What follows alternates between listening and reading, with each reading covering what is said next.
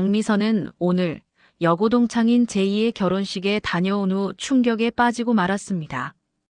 신부인 제이는 학창시절 내내 미선의 그늘에 가려져 있던 소극적인 아이였습니다. 미선은 늘 제이보다 한 수 위였고 자신이 더 화려한 삶을 살 자격이 있다고 믿어왔습니다. 그리고 오늘 제이의 평범한 결혼식은 미선의 그릇된 우월감을 더욱 부풀리는 촉매제가 되었습니다.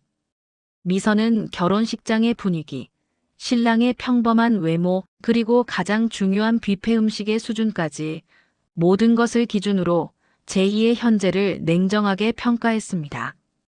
그리고 그녀의 결론은 명확했습니다. 역시 제이는 나보다 아래야. 변한 게 하나도 없어. 오랜만에 만난 여고동창들의 수다 속에서 미선의 입은 더욱 날카롭게 제이를 까내렸습니다. 결혼식은 서울 외곽의 조그만 웨딩홀에서 열리고 있었습니다. 5월의 햇살이 창문을 통해 희미하게 들어왔지만 옅은 먼지가 떠다니는 듯한 실내 공기는 이곳이 얼마나 오랜 세월을 견뎌왔는지 보여주는 것 같았습니다. 하객용 의자에 앉아 미선은 주위를 훑어보았습니다. 가장 눈에 띄는 것은 낡은 카펫이었습니다. 군데군데 달아 올이 풀린 붉은색 카펫은 이 장소의 격을 단번에 떨어뜨리는 핵심 요소였습니다. 미선은 가방 속에서 꺼낸 손수건을 무릎 위에 조심스레 펼쳤습니다. 혹시라도 낡은 의자에서 묻어날지 모르는 먼지를 피하려는 본능적인 행동이었습니다. 야, 미선아. 너 정말 대단하다. 이렇게 멀리까지 오다니. 미선의 곁에 앉은 동창, 명숙이 속삭였습니다. 명숙의 얼굴에도 실망감이 역력했습니다. 명숙은 늘 미선과 함께 제이를 은근히 따돌리던 고등학교 시절 한 멤버였습니다. 어휴, 멀긴 뭐가 멀어. 그냥 의리로 왔지. 근데 여기 너무 썰렁하지 않니? 제이가 평소에 워낙 조용해서 하객도 별로 없을 줄 알았는데 그런데 생각보다 많긴 하다. 미선은 신랄한 평가를 멈추지 않았습니다. 많으면 뭐해. 질이 중요하지. 봐봐. 온 사람들 옷차림 좀 봐. 요즘 결혼식에 누가 이런 옷을 입고 오니? 다들 그냥 동네 잔치 온 사람들 같아. 미선은 생각했습니다. 내가 결혼식 올린 신라 호텔, 그것도 만족스럽지가 않던데. 이건 뭐 그 품격과는 비교조차 안 되는군. 제이는 역시 뭐래도 B급을 못 벗어나. 이때 문 쪽에서 몇몇 동창들이 들어오는 모습이 보였습니다. 오랜만에 보는 얼굴들이었습니다. 미선은 그들을 향해 가볍게 손을 흔들었고 그들의 눈빛에서도 미선과 같은 종류의 실망과 당혹감이 읽혔습니다. 그들은 모두 미선에게로 왔고 잠시 후 그들만의 비밀스러운 동창회가 시작되었습니다. 사회자가 떨리는 목소리로 시계 시작을 알리며 결혼식은 시작되었습니다. 곧이어 신랑이 입장했습니다. 신랑은 키는 보통이었고 꽤 건실해 보이는 인상이었지만 미선의 눈에는 전혀 멋짐으로 보이지는 않았습니다. 짙은 회색 정장은 뭔가 어설프게 커 보이는 느낌이었고 그의 얼굴에는 극도의 긴장감이 서려 있었습니다. 명숙이 미선의 귀에 대고 속삭였습니다. 야, 신랑 좀 봐. 우리 제이가 눈이 낮아도 너무 낮았네. 딱 봐도 그냥 동네에서 흔히 볼 수 있는 과장님 스타일 아니니? 나이가 좀 있어 보이는데 제이랑 나이 차이 많이 날 것 같지 않아? 미선은 팔짱을 끼며 고개를 끄덕였습니다. 나이 많은 건 상관없지. 돈만 많으면. 그런데 딱 봐도 평범 그 자체잖아. 결혼 예복도 맞춤 명품은 아닌 것 같고 넥타이 색깔도 칙칙하고 요즘은 저렇게 안 입지 않아? 혹 중소기업 다니는 거 아니야? 그래도 그렇지. 또 다른 동창, 경희가 조용히 한마디 거들었습니다. 경희는 미선보다 훨씬 더 경제적으로 여유로운 사람이었습니다. 아이고, 중소기업이면 다행이지.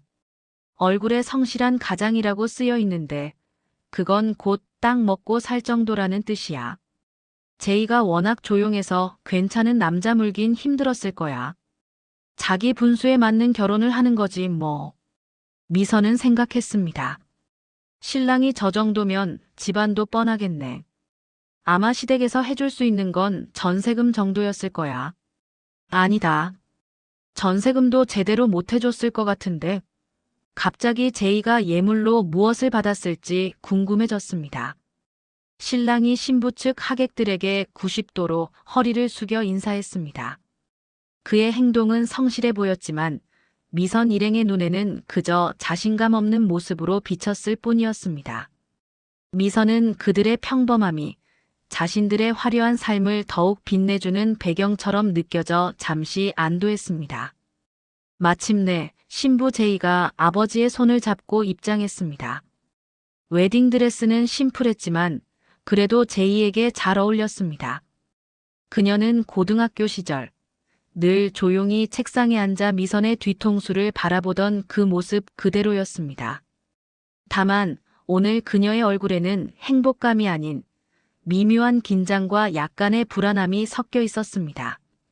미선은 드레스를 꼼꼼히 뜯어보았습니다. 저 드레스는 아마 대여일 거야. 요즘 유행하는 명품 라인은 아니네. 베일도 좀 짧고. 미선은 제이가 자신을 보는지 확인하고 싶었습니다. 그녀의 시선은 그동안 응어리진 미묘한 질투와 우월감으로 똘똘 뭉쳐 있었습니다. 제이가 신랑 옆에 섰을 때 미선은 일부러 팔짱을 풀고 상체를 펴서 자신의 화려한 옷차림과 액세서리를 은근히 과시했습니다. 바로 그 순간 제이의 시선이 하객석을 훑다가 미선에게 닿았습니다. 그 짧은 찰나의 순간 미선은 제이의 눈빛에서 자신을 향한 어떤 망설임과 함께 이해할 수 없는 차분함 같은 것을 보았습니다. 미선은 생각했습니다. 제이, 너는 지금 내 앞에서 행복한 척 애쓰고 있겠지. 이 초라한 결혼식 때문에 얼마나 민망할까. 그래도 동창이라고 와준 나한테 고마워해야지. 하지만 제이는 길게 눈을 마주치지 않고 곧바로 신랑을 향해 고개를 돌렸습니다. 그 짧은 시선 교환은 미선에게 오래전 학창시절의 기억을 되살렸습니다. 미선이 늘 화제의 중심에 있었을 때 제이는 조용히 뒤에서 미선을 관찰하던 그 모습이 오버랩되었습니다. 미선은 무의식적으로 입술을 꽉 깨물었습니다. 제이는 결국 저런 평범한 남자랑 결혼해서 또 조용히 살겠군. 그냥 그게 너의 운명이야. 미선은 중얼거렸습니다. 경희가 맞장구 쳤습니다. 조용히 살면 다행이지. 결혼이라는 게 현실인데. 저렇게 시작하면 나중에 시댁이랑 갈등 생기면 누가 도와주겠어. 친정에서도 빽이 되어줄 것 같진 않고. 주례는 신랑의 회사 상사로 보이는 중년 남성이었습니다. 그의 주례사는 길고 진부하며 중간중간 헛기침이 섞여 듣고 있기가 많이 불편할 정도였습니다. 미선은 손목시계를 슬쩍 보았습니다. 벌써 20분이 다 되어가는데 이 지루한 주례는 언제 끝나려나. 이럴 줄 알았으면 그냥 축의금만 보내고 안 오는 건데. 그리고 신랑의 직장 동료로 보이는 남성 2명이 부른 축가는 음정은 불안했고 마이크 상태도 좋지 않아 듣고 있기가 거북했습니다. 미선은 눈을 감고 이 시간이 빨리 지나가기만을 바랐습니다. 명숙이 다시 미선에게 몸을 기울였습니다. 야, 축가 정말 최악이다. 이건 그냥 동호회 수준이야. 아니다. 그것도 안 되겠다. 그런데 결혼식 수준에 딱 맞긴 하네. 신랑은 친구들 인맥도 영 별로인가 봐. 쉿. 그냥 참자. 이제 곧 밥 먹으러 갈 수 있을 거야. 미선은 인내심의 한계를 느끼며 대답했습니다. 미선은 생각했습니다.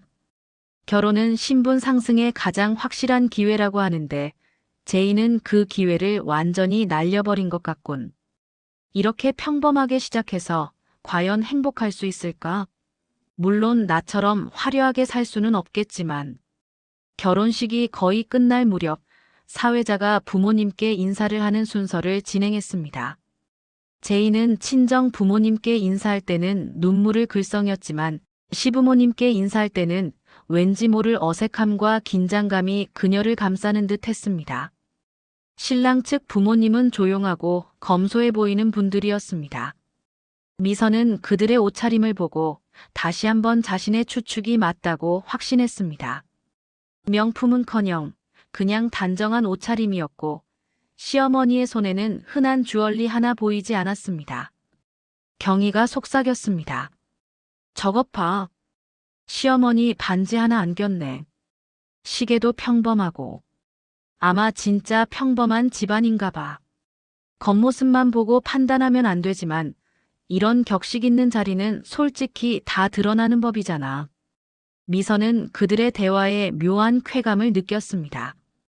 다른 사람의 평범함을 확인하면서 자신의 삶이 얼마나 우월한지를 재확인하는 순간이었기 때문입니다. 드디어 미선 일행이 기다리던 식사 시간이 되었습니다. 그들은 식권을 들고 뷔페 식당으로 향했습니다. 뷔페 식당은 결혼식장 바로 옆에 지하에 있었습니다. 계단을 내려가자 습하고 쿰쿰한 냄새가 코를 찔렀습니다. 식당 입구에는 길게 줄이 늘어서 있었고 내부에는 소란스러운 하객들의 목소리가 뒤섞여 있었습니다. 미선은 줄을 서서 식당 안을 둘러보았습니다. 뷔페 음식은 더욱 실망스러웠습니다. 미지근한 해산물, 기름진 튀김, 그리고 왠지 모르게 빛깔이 바랜 듯한 샐러드. 고급 호텔 뷔페에서만 식사를 해온 미선의 눈에는 이 모든 것이 구색 맞추기에 불과했습니다. 명숙은 충격에 가까운 표정을 지었습니다. 미선아, 나 이거 못 먹겠어. 생선의 색깔 좀 봐. 이거 오늘 잡은 거 맞아. 누가 요즘 결혼식 뷔페를 이렇게 해. 제인애 진짜 너무하는 거 아니니? 우리가 동창인데 하다못해 특급 호텔 커피 쿠폰이라도 챙겨줘야 하는 거 아니니? 미선은 생각했습니다. 이건 우리를 무시하는 거야. 나처럼 멀리서 온 사람들에게 이딴 식사를 대접하다니. 제희, 네가 못난 걸 알긴 하지만 못났어도 이건 예의가 아니지. 미선은 음식 접시를 들지 않고 동창들이 앉아있는 구석진 테이블로 향했습니다. 그녀는 물 한 잔만 마시며 분노와 실망감을 사겼습니다. 바쁜 이 몸이 그래도 친구라고 이 멀리까지 왔는데 정말 너무하네. 하객들 수준도 낮더니 음식 수준도 딱 그 수준이야. 돈이 없으면 결혼식을 작게 하는 한이 있어도 밥은 제대로 대접해야지. 미선이 언성을 높였습니다. 경희가 옆에서 휴대폰을 만지작거리며 말했습니다. 나 방금 검색해봤는데 이 웨딩홀 후기가 장난 아니네. 가성비는 좋다고 하는데 음식은 최악이라고 대놓고 쓰여 있어. 어쩐지. 미선은 생각했습니다. 가성비? 그 단어 자체가 제이의 결혼을 가장 잘 설명해 주는 것 같았습니다. 제이는 자신의 인생까지 가성비로 포장하고 있는 거야. 그때 제이 어머니가 미선 일행이 있는 테이블로 다가왔습니다. 아이고, 미선이구나. 오랜만이다. 이렇게 먼 데까지 와줘서 정말 고마워. 우리 제이가 너희들 왔다고 얼마나 좋아했는지 몰라. 제이 어머니는 소박하지만 정겨운 미소를 지었습니다. 하지만 미선은 그 미소가 오히려 자신들의 비참한 식사를 정당화하는 것처럼 느껴져 불쾌했습니다. 네, 어머님. 축하드립니다. 근데 뷔페 음식이 좀... 예, 하객이 많아서 좀 혼잡하네요. 미선은 애써 말을 돌렸습니다. 제이 어머니는 어색하게 웃으며 말했습니다. 아이고, 미안하네. 여기가 우리 동네에서는 그래도 괜찮은 곳이긴 한데 저 아이들이 굳이 여기서 하겠다고 하는 바람에. 제이 어머니는 미선의 눈치를 살피는 듯 잠시 말을 흐리더니 이내 다른 하객들에게로 발걸음을 옮겼습니다. 미선은 생각했습니다. 저렇게 솔직하게 말이라도 하면 덜 괘씸한데. 결국 돈이 없어서 이런 곳에서 한 거잖아. 핑계 대긴. 미선은 더 이상 이곳에 머무르고 싶지 않았습니다. 그래서 그녀는 가방을 챙겨 동창들에게 작별 인사를 하고 가려고 했습니다. 그때 명숙이 미선의 팔을 붙잡았습니다. 야, 미선아. 잠깐만. 신랑 측 혼주 테이블, 저기 좀 봐봐. 미선은 명숙이 가리키는 곳을 보았습니다. 신랑의 부모님이 앉아 있는 테이블이었습니다. 그 테이블에는 그 흔한 혼주 팻말 하나 없었고, 아까 본 검소한 차림의 시부모님 두 분 외에도 양복을 말끔하게 차려입은 중년 남성 두 명이 앉아 있었습니다. 그들은 시부모님과 진지한 표정으로 이야기를 나누고 있었는데 그들의 분위기는 이 소란스러운 뷔페 식당과 전혀 어울리지 않는 마치 중요한 비즈니스 회의를 하는 듯한 긴장감이 흘렀습니다. 더욱 이상한 것은 그들의 테이블 위에 놓인 것이었습니다. 다른 하객들은 뷔페 음식을 접시에 가득 담아 먹고 있었지만 그들의 테이블 위에는 깨끗한 접시와 함께 작은 자기 그릇에 담긴 맑은 국물과 흰 쌀밥만 놓여 있었습니다. 미선은 눈을 비비고 다시 보았습니다. 저거 뭐야? 왜 저 사람들 테이블만 따로 밥을 차려놨지? 경희가 궁금하다는 듯 고개를 내밀었습니다. 저분들 시부모님 맞지? 아까 봤잖아. 근데 옆에 양복 입은 아저씨들은 누구야? 신랑 회사 사장인가? 미선은 생각했습니다. 저 분위기, 뭔가 이상해. 시어머니는 검소한 옷차림인데 옆에 앉은 사람들은 뭔가 격식이 느껴져. 하지만 이 뷔페 식당에서 흰쌀밥과 맑은 국이라니. 뭔가 불화가 있는 건가? 아니면 건강상의 문제. 그때 미선은 시어머니가 테이블 위로 손을 뻗어 냅킨으로 입가를 조용히 닦는 모습을 보았습니다. 그녀의 손목에 있는 시계가 빛을 받아 순간적으로 번쩍였습니다. 미선은 무의식적으로 그 시계에 시선이 고정되었습니다. 야, 명수가. 시어머니 시계 좀 봐. 저거. 혹시 파텍 필립 아니야? 미선은 숨을 멈추고 속삭였습니다. 미선의 남편은 시계 애호가였습니다. 미선은 그 시계가 전 세계적으로 희귀하고 값비싼 명품임을 알고 있었습니다. 명숙은 눈을 가늘게 뜨고 자세히 보았습니다. 뭐? 파텍 필립? 에이 설마. 어떻게 저런 사람이 그 시계를 차고 있겠어? 네가 잘못 본 거겠지. 짝퉁이거나. 미선은 고개를 저었습니다. 아니야. 남편이 맨날 시계 자랑해서 알아. 저 디자인. 맞을 거야. 자세히 봐. 겉으로는 수수해도 디테일이 달라. 저런 시계는 수억 대잖아. 근데 어떻게? 미선은 혼란에 빠졌습니다. 수억 대의 명품 시계를 찬 시어머니가 낡은 웨딩홀의 지하 뷔페에서 주얼리 하나 없이 앉아 흰쌀밥을 먹고 있다니.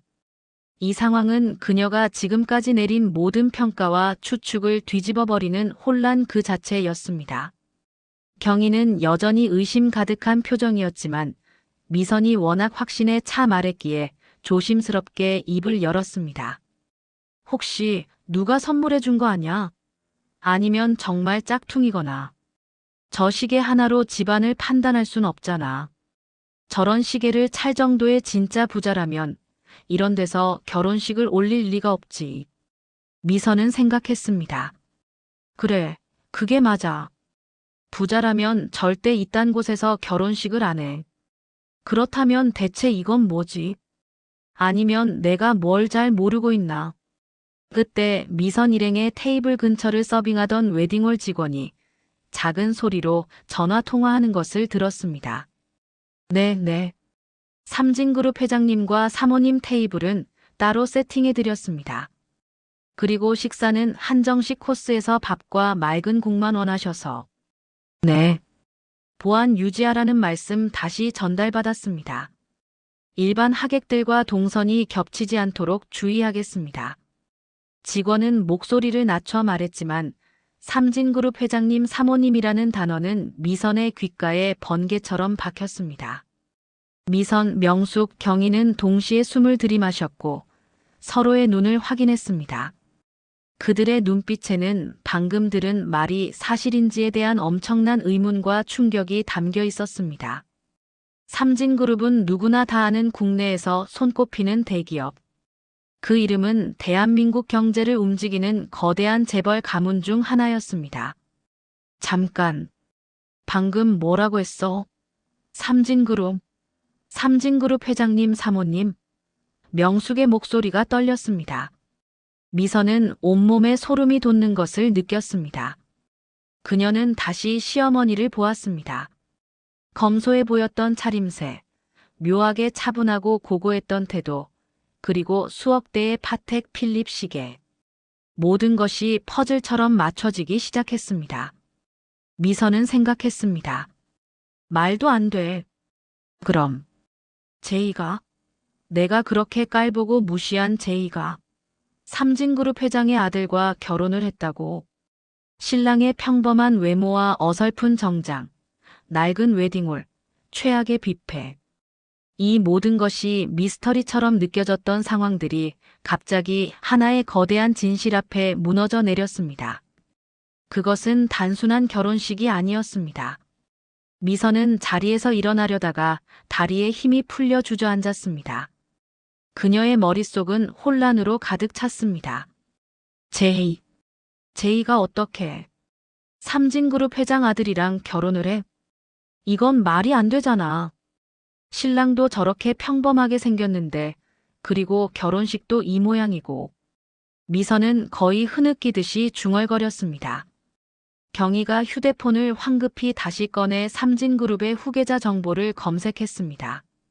몇 번의 터치 후 경희의 얼굴은 백지장처럼 변했습니다. 미선아, 찾았어. 신랑. 이름. 김민준. 삼진그룹 회장의 외아들. 여기 기사 봐봐. 2년 전부터 경영 수업을 받고 있는데 회장님이 아들의 평범한 결혼을 원하셨대. 재벌이라는 이름에 갇히지 않고 평범한 삶의 가치를 아는 배우자를 만나게 하고 싶다고. 그래서 극비리의 결혼을 추진했다고 쓰여 있어. 그리고 여기 김민준 씨 사진. 경희는 휴대폰 화면을 미선에게 들이밀었습니다. 화면 속에는 신랑 김민준이 정장 차림으로 미소를 짓고 있었습니다. 아까 웨딩홀에서 본 그 신랑이 맞았습니다. 하지만 사진 속의 그는 훨씬 더 자신감 있고 당당해 보였습니다. 낡은 정장 속에 감춰져 있던 그의 본 모습이었습니다. 미선은 생각했습니다. 극비리, 평범한 결혼. 그래서 이 웨딩홀을 택한 거였어. 미선은 온몸에 식은땀이 흘러내림을 느꼈습니다. 그리고 그녀의 뇌리를 스치는 생각은 하나였습니다. 제이는 이 모든 것을 알고 있었을까? 내가 그녀에게 퍼부었던 모든 경멸의 시선과 뒷담화를 다 들었을까? 그때 제이가 웨딩드레스 대신 단정하고 고급스러운 한복을 입고 뷔페 식당 입구에 나타났습니다. 그녀는 신랑과 함께 하객들에게 인사를 하기 위해 온 것입니다. 제이의 시선이 다시 한번 미선 일행에게 닿았습니다. 이번에는 예전의 소극적인 아이도 식장에서 본 불안한 신부도 아니었습니다. 그녀의 눈빛은 마치 깊은 호수처럼 고요하고 단단했습니다. 그 눈빛에는 나는 이 모든 것을 알고 있었지만 너희들의 오만함이 너희 스스로를 심판하게 두었다는 메시지가 담겨 있는 것 같았습니다. 미선은 제이의 시선을 피할 수 없었습니다. 그녀의 심장은 쿵쾅거렸고 그동안 쌓아 올린 오만함이 그 시선 앞에서 모래성처럼 허물어져 내렸습니다. 제이는 미선 일행의 테이블 앞에 멈춰 섰습니다. 신랑 김민준도 옆에 섰습니다. 미선은 숨조차 쉬지 못했습니다. 그녀는 이 상황을 어떻게 모면해야 할지 판단이 서지 않았습니다. 입술이 바짝 말라 말조차 나오지 않았고요. 제이는 고요한 목소리로 말했습니다. 그녀의 목소리에는 그 어떤 감정도 실려 있지 않아 더욱 서늘했습니다. 미선아, 경희야, 명수가. 먼 길 와줘서 고마워. 그런데 너희들. 아까부터 나한테 축하는 안 해주고 여기서 계속 뷔페 음식 타령만 하고 있었지. 제이의 말에 미선 일행은 얼굴이 붉어졌습니다. 그들은 자신들의 뒷담화가 제이에게 전해졌음을 직감했습니다. 신랑 김민주는 그 상황을 알아챘는지 미선 일행을 향해 온화하게 웃으며 말했습니다. 와주셔서 정말 감사합니다. 저희가 부모님 뜻에 따라 조촐하게 하다 보니 여러모로 부족한 점이 많았습니다. 특히 뷔페 음식은 저희 어머니께서 결혼식 날은 자극적인 음식을 피하고 맑은 음식만 드시는 오랜 습관이 있으셔서 저희도 이 자리에서 그냥 간단하게 준비한 겁니다. 다음번에 제대로 다시 대접하겠습니다. 어머니의 오랜 습관이라는 말에 미선은 다시 한번 충격에 휩싸였습니다. 삼진그룹 회장 사모님의 습관은 이 모든 초라함의 이유였고 그들은 그 습관을 위해 기꺼이 낡은 웨딩홀과 최악의 뷔페를 감수했던 것입니다. 제이는 미선의 눈을 똑바로 바라보았습니다. 미선아, 너 아까 나한테 눈빛으로 예전의 모든 걸 말하는 것 같더라. 난 너희들 덕분에 내가 얼마나 행복한지 다시 한번 깨달았어. 정말 고마워. 이 말은 단순한 감사가 아니었습니다. 그것은 미선의 오만함을 억누르는 지극히 우아하고 품위 있는 선언이었습니다. 미선은 그 말에 반박할 수 없었습니다. 제이는 자신을 모욕한 동창들을 향해 자신의 평범하게 보이는 행복 속에 숨겨진 거대한 진실을 보여주었습니다. 미선은 생각했습니다. 제희, 너는 결국 예전에도 나를 이겼고 오늘도 나를 완벽하게 밟아버리는구나. 나는 너의 초라함에 안도했지만 사실 너는 나보다 훨씬 높은 곳에 있었어. 그리고 나를 가르쳤구나. 진정한 가치는 겉모습에 있지 않다는 것을. 미선은 고개를 숙였습니다. 그녀는 그제야 자신이 얼마나 어리석고 속물적이었는지 깨달았습니다. 그녀는 더 이상 그곳에 머무를 수 없었습니다. 미선은 말없이 테이블을 박차고 일어섰습니다. 명숙과 경희도 미선을 뒤따랐습니다. 그들이 식당 문을 나설 때 미선은 뒤에서 들려오는 제이의 행복한 웃음소리를 들었습니다.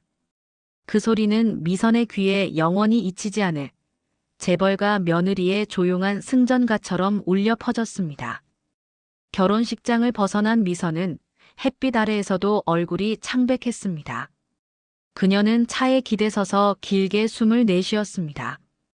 오늘 이 결혼식장에서의 동창 모임은 그녀에게 가장 뼈아픈 교훈을 남겼습니다. 그날 이후 미선은 한동안 동창들의 연락을 받지 않았습니다.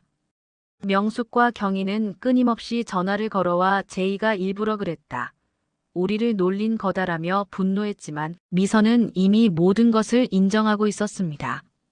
그녀가 제이에게 보낸 시선, 뷔페 음식에 대한 신랄한 비판, 신랑에 대한 조롱, 이 모든 것이 결국 자신에게 돌아온 부메랑임을 알았습니다. 미선은 생각했습니다.